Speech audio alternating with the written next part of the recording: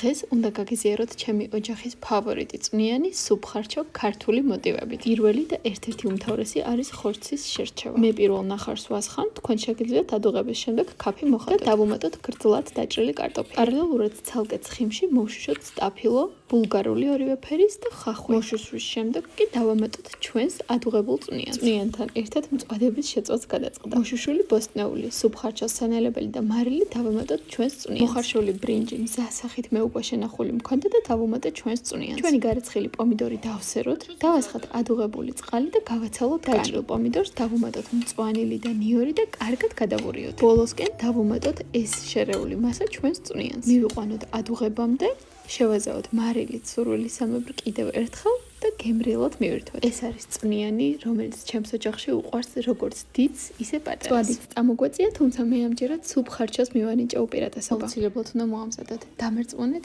უგემრიელეცია.